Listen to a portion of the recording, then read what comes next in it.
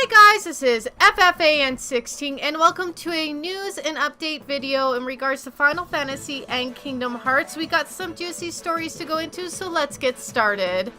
Today we're going to be looking at DLC coming for Kingdom Hearts 3, Final Fantasy XII new features for the Switch and Xbox 360, along with the Dawn of the Future release book for Final Fantasy 15 for the DLCs that got cancelled that were part of, or were supposed to be part of, the Season 2 pass.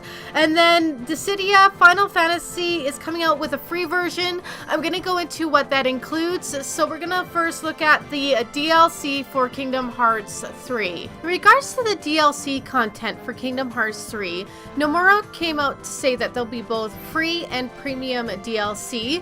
Free being those patch updates, stuff they're going to add to the game for free for us. It'll just come as downloads. And then premium DLC, which will come with a price point that you can purchase from the PlayStation or Xbox stores. These both of which will bring some updates to the game, such as story content, critical mode. It looks like he talks about critical mode being a free download coming in the near months here. Fans will remember critical mode as that aspect where it just makes Kingdom Hearts even harder by restricting health, strength, and abilities. So this article goes into that a little bit. Not too much detail on any kind of dates or hard DLC besides the critical mode coming. It looks like some of the paid DLC might be story gaps, maybe something like Organization 13 members' story, or what's going on with Kairi and Axel and Mickey and Riku during the time that Sora is going out to find his lost abilities. So that'd be pretty cool to see what they have going on there, what kind of ideas they have. Besides that, doesn't look like there's too much more. Of course, we were assuming that the final mix version of Kingdom Hearts 3 will be more based on DLC that will get released for it rather than them building this up as a separate game and re-releasing it as a final mix, which I think is a great idea. We don't really need to wait for those final mixes anymore. With today's downloading world, we can just get those on the fly. Back in the day when you had Kingdom Hearts 1 and Kingdom Hearts 2, there really wasn't this availability to do DLC, and that's why you saw those final mixes. Final mixes is kind of like a dead concept now, I believe, with the ability of these companies just to push out these DLCs. Some exciting stuff coming for Kingdom Hearts 3. Definitely going to keep it replayable for the time coming. And also wanted to mention, you guys, if you want to check out something that just hit the PlayStation Store and you've got a PlayStation VR, the Kingdom Hearts VR experience is now available in the North American PlayStation Store in English. I am excited to dive in. I did try the Japanese version. It is very short, roughly around 10 minutes, but it is absolutely gorgeous. I will check that out and maybe I'll post the English version to the channel. We'll see where that goes. We're going to head on over to our next story, which is Final Fantasy XII and its new features that are coming to the released Switch and Xbox version of the game. The new features for Final Fantasy XII The Zodiac Age that is coming to the Nintendo Switch and the Xbox 360 are the license reset functionality. This will allow you to go to a clan leader within Rabanasta and be able to reset and change your party's members' job. This is really, really cool. So if you accidentally set a job class to, let's say, Vaughn, and you really don't like it and you don't like what you set to Balfir, you could go see this guy in Rabanasta. He'll reset your boards and allow you to pick new job classes for your characters. This will allow you to customize them in a way that you want to use them in many different ways. I think this is a great feature for more playability in the game and the ability to go through multiple playthroughs. There's going to be additional gambit sets that will allow you to set up to 3 unique gambit systems that you can switch between. So you don't only have to just manage one and set it for the type of unique battles that you're going through, but you could have 3 different unique sets to switch between.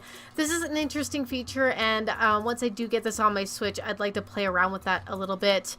They're also improving New Game Plus, which will allow the character or the user to keep their level 90 status, and it will carry over more weapons, magic, and gil obtained through the previous playthrough.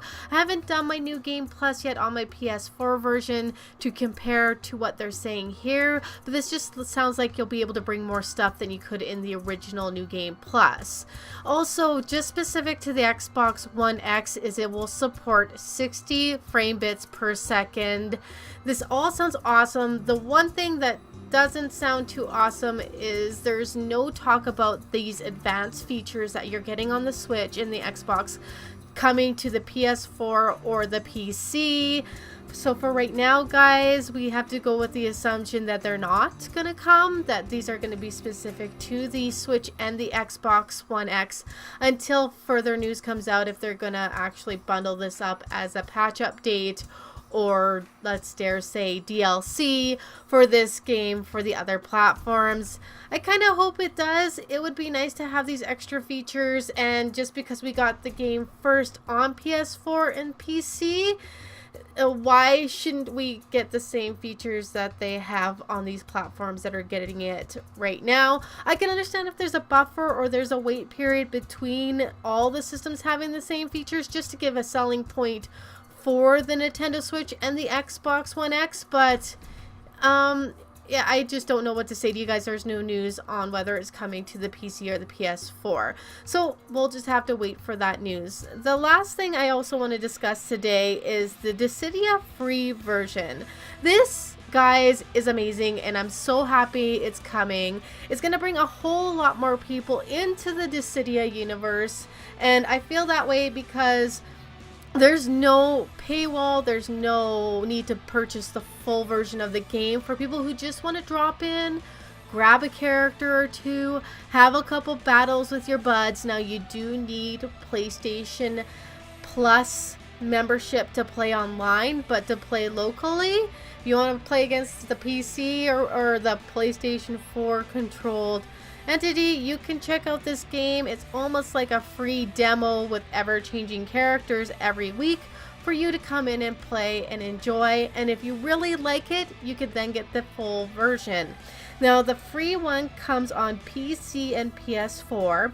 It has a limited roster of characters that you could get switched out weekly by Square Enix. So every week you're not going to have the same roster of characters. It's just going to rehash. Now, these aren't including the DLC characters. These are just including the roster characters. If you do go and purchase any of the DLC content, including the content of the weapons or the armor or the characters themselves, those will stay with your free version regardless of the switch out of the roster of characters. So you'll always have Renoa, or you'll always have Yuna or Snow. You just might not have Cloud or Squall or Warrior of Light that week. You might have Yustola or Shentoto or any of those other guys. So those ones will rotate out. That is coming on March 12th, so really quick here, I forgot to mention the Zodiac Age is coming out on April 30th. The one thing that you will be restricted is there would be no access to the story or the full roster of all the characters. That's something that comes with the paid version if you want access to building up all the characters at any given time. This free version gives you that flavor or that feel for the game. Now, if you do want to get the paid version after playing the free version for a while, your save file will move over. You will not lose anything you've done in the free version. You'll just open up a lot of the other content once you do pay for the game. If not, come on, jump in, join us in Dissidia and have some fun fighting other Final Fantasy villains and good guys. So there you guys go. Those were the stories I wanted to cover. Sorry it took so long for some of them.